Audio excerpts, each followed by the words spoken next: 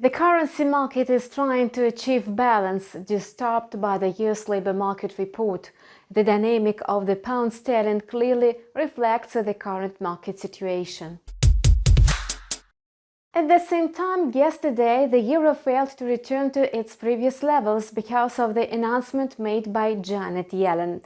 However, today, the Eurozone GDP data supported the euro again. The third estimate unexpectedly exceeded the two previous reports, unveiling a slowdown in the economic decline to 1.3% from 4.9%. According to the initial estimate, GDP dropped by 1.8%. Nevertheless, the data only second the depreciation of the euro. However, the US dollar has an opportunity to gain in value. The job openings data may boost the greenback as economists foresee a rise in the indicator.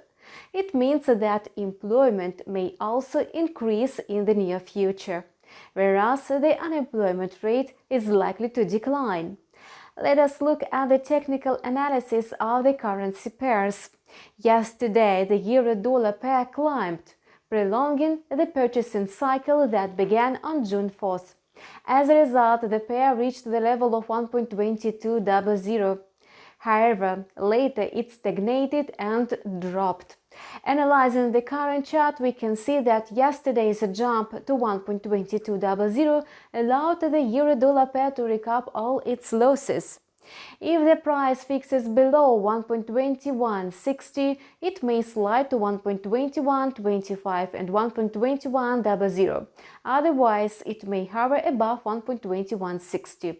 At the same time, the pound-dollar pair has been trading within the sideways channel between 1.4100 and 1.4245 for 16 days in a row, reaching one limit after another.